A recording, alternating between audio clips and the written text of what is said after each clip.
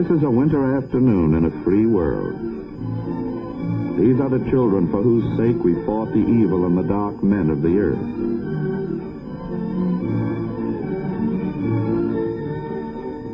This is the victory, that our children do not remember darkness.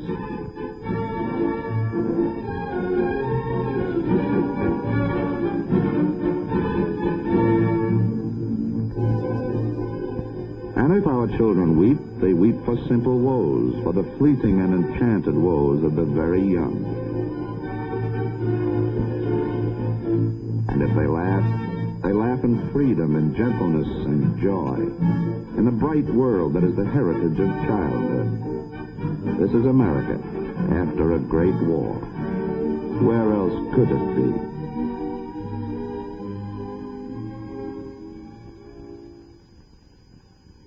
And this is the other side of the world. Same year, same generation, where men and women who smashed the enemy with us fought for this gold too and did not win. These were their homes, and here in the irrevocable yesterdays of peace, families used to come together in simplicity and joy. And women looking from their windows on spring afternoons saw their children shouting at play, and the sun glistening on the gardens they had planted. They were Christian people. They needed to believe in man's humanity to man. And when the last battle was won and the last bomb lay silent, and only hunger was left in smoldering cities, hunger and hope, they waited in humble faith in the hour of victory for their men to come home and restore a world they remembered. Then on the highways of Europe, the men began to walk homeward, the prisoners of war, the soldiers, maimed but free.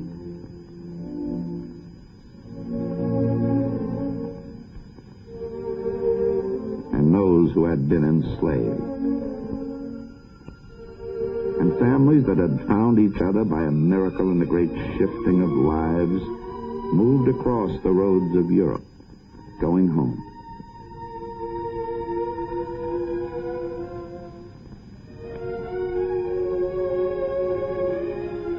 Going home to countries that wanted them.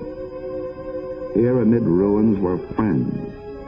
Here was the welcome of governments eager to restore a man's dignity and worth.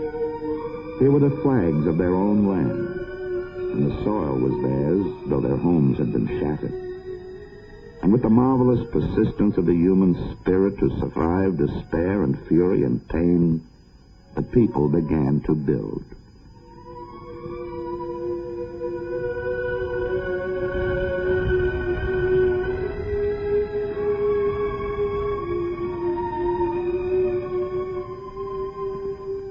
Humble signatures of home came to life in torn villages.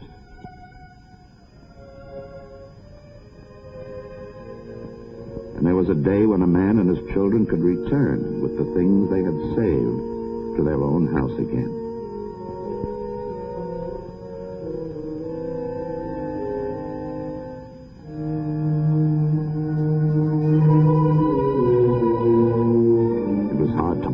Yesterday, Europe had been a sanctuary of terror. In this first moment of liberation, there were hands stretched out to help the hungry, to comfort the bewildered.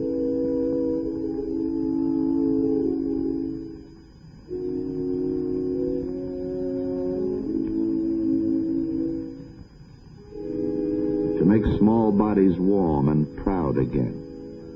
And there was food. Marvelous beyond all dreaming was the miracle of food. And the liberators were like gods in the eyes of the children, and there was new light in the eyes of the young, and laughter upon their lips. There was another kind of child in Europe when the darkest years were done. There were boys like this one, who could not learn so soon the ways of laughter. This child remembered something darker and more nameless, a memory setting him apart even from the company of the starved and the orphaned. This was a Jewish child. if he dared to look backward, these were the things he would see again. And if he dared to search, this was where he would go to find his father.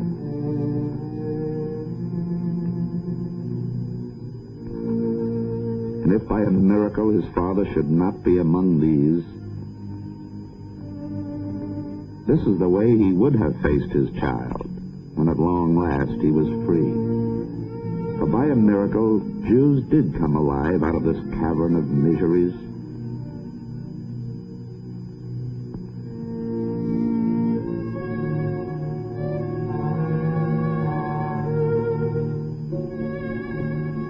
Alive out of this aimless wasting of human spirit and bone, this destitution of human dignity.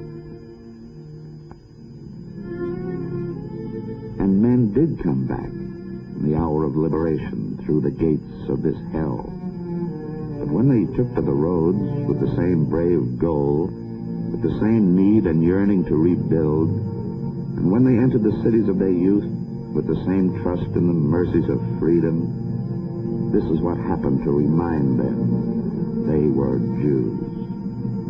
This is what happened in cities all over liberated Europe. The shattered windows of the pogrom. In Kielce, it was a rumor, a flaring of hate, and gutters crimson with dying men. Long ago in Poland, the fathers of these people had learned how to weep. And now in Kielce, at the end of a sorrowful journey, the Jews wept again. And polite voices delivered the official regrets for murder.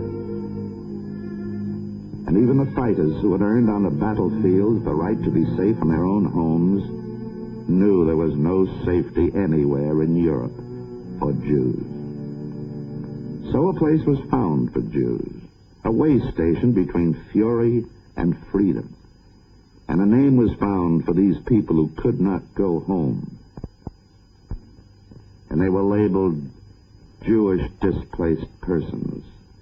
And they were brought together behind barbed wire, for safety this time, for protection in a world where liberty had more than a single meaning.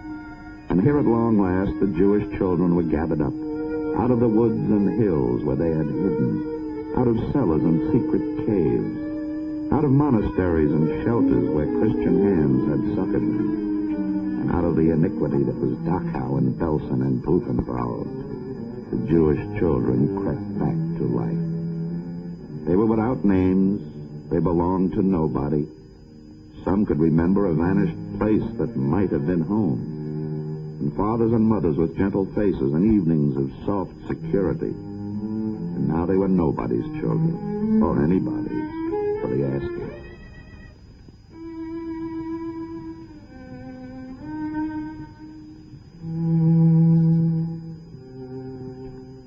Voices began to ask for the Jewish children, merciful voices from free lands across the world, the voices of charity. And merciful hands came to the healing of the young and the forlorn.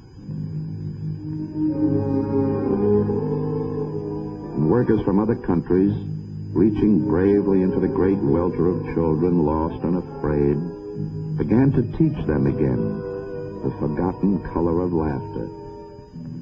The simple thing to make a child laugh again, even the children of Belsen and Buchenwald.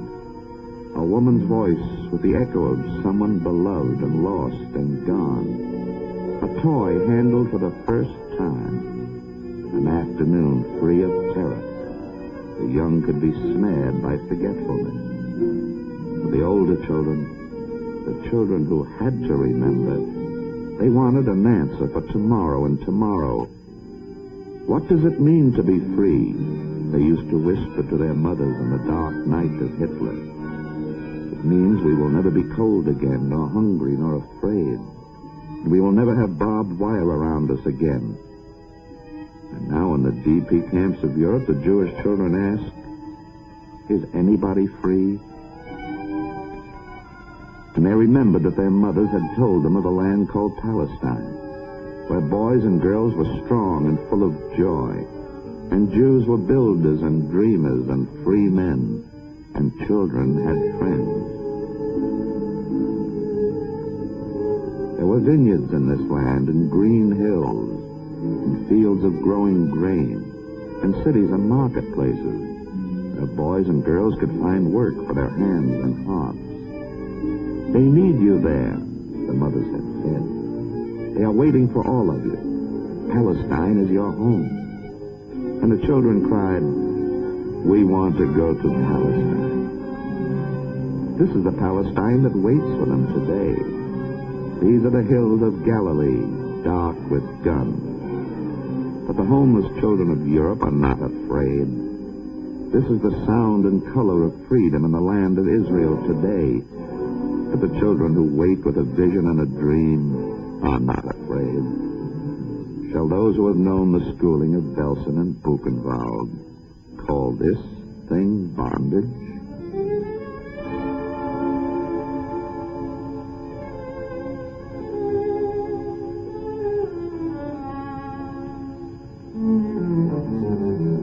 Men and women who survived all nameless griefs to reach this shore are happy enough to kiss the promised earth and be torn away.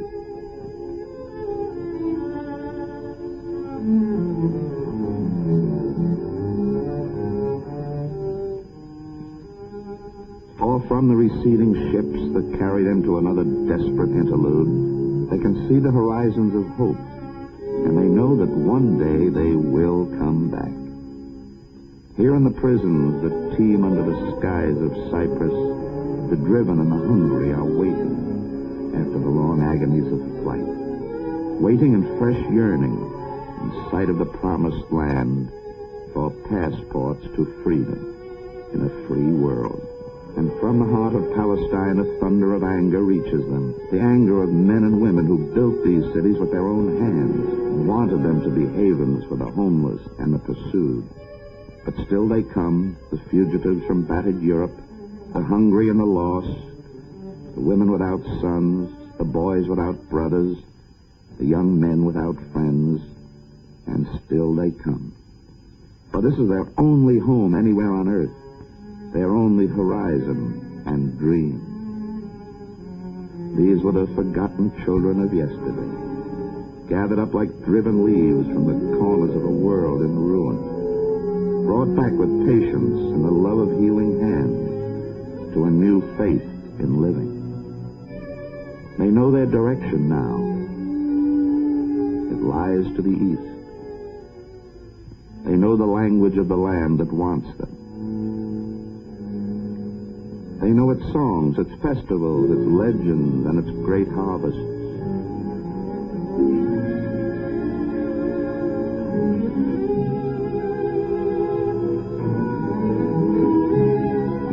Like a symphony of hope, the voices of the Jewish children of Europe reach out across the earth to the free men and women everywhere who have this cause in their hearts. We want to go to Palestine. And there are doors that open into Palestine, and there are children who enter the promised land and are received with joy and are brought home. Every hour, every day, in spite of battle, in spite of guns, in spite of all that. Free men and women are thrusting the gates wide, that Jewish children may enter and be set free under the bright skies of Palestine, free of terror and pain, free of hunger, and free of the memories of grief. This is their home, and with the great strength of their young bodies and hearts, they are keeping this land a home for themselves and their children to come. For all who wait behind bars, the opening of these avenues to life. Shall this child born behind barbed wire come to free maturity in a land that needs him? Shall these boys, learning to smile again, waste their heritage in an endless and desperate waiting?